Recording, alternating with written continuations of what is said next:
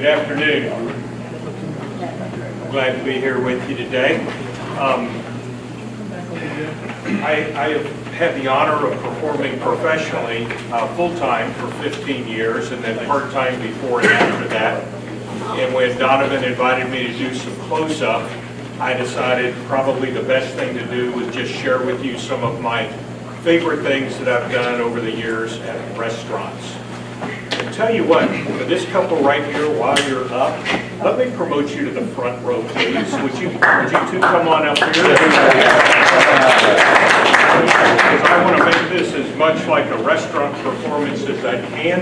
And for those of you that have seats in the wings, if you want to stand, nobody in the front so the camera can see. But if you want to look over, just in these two seats here. Now, a lot of times when I'm at restaurants, there's families there. And sometimes when it's an all-adult table, people aren't sure if they want to see badges, right? So when you see a table that has a family with kids, that's always gold. But let me show you one of my favorite openers. And to those of you that are from here in Cincinnati, this will be very familiar because this is in homage to somebody who's been a friend and mentor to many of us here, Professor Bill Pryor.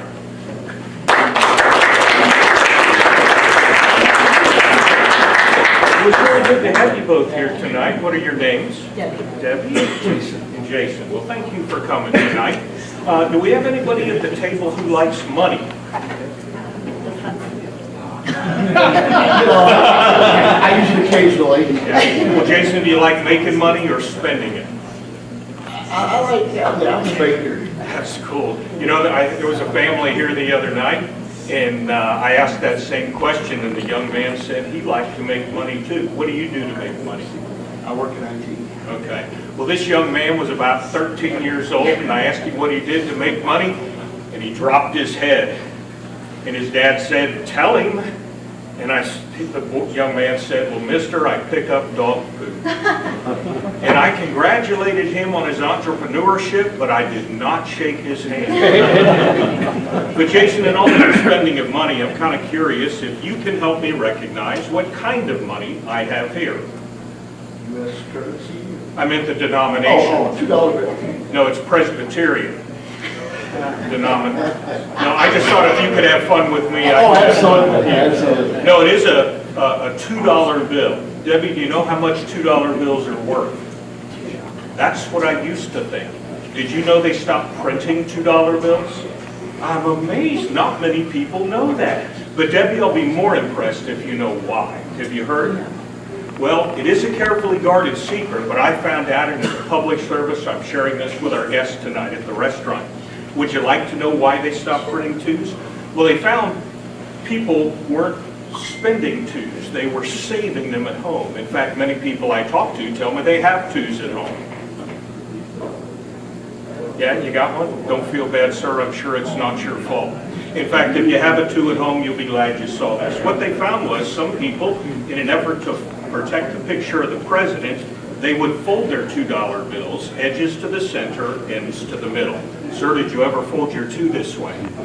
It's amazing. When you unfold it, you no longer have a $2 bill, but you're left with two ones. Now, that is somewhat amazing, but that's not why they stopped printing them. You see, you start with $2, you still only have $2. What got the government upset was some people would get curious, and they'd try it again.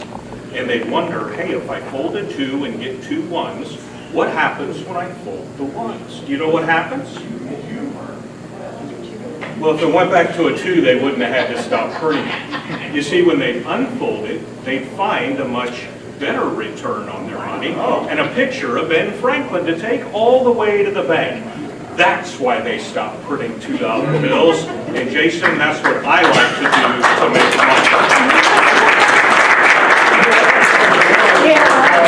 You gotta have a two.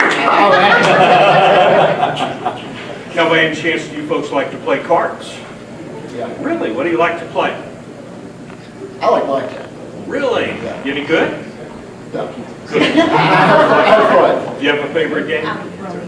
Really?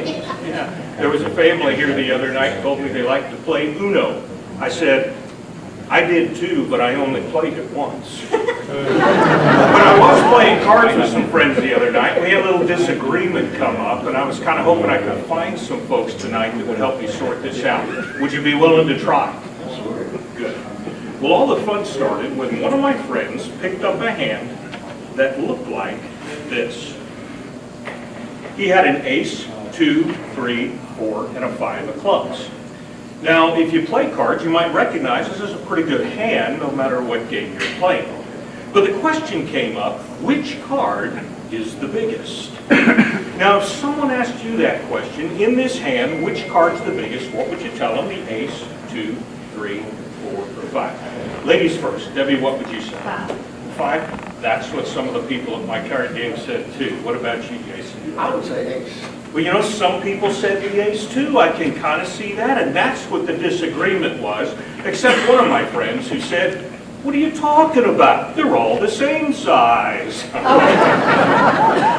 But Debbie, I hate to break the news to you, but I'm with Jason on this. I think the ace is the biggest card, and perhaps you'll agree with us if you take a closer look. You see, the ace really is a little bit bigger than the 2, and the 2's a little bigger than the 3. And the 3's a little bigger than the 4, and the 4 is a little bigger than the 5. But you see, Debbie, the 5 is actually the teeniest, tiniest card of all. At least that's the way we see it, right, Jason? Absolutely. That's what I thought the whole time.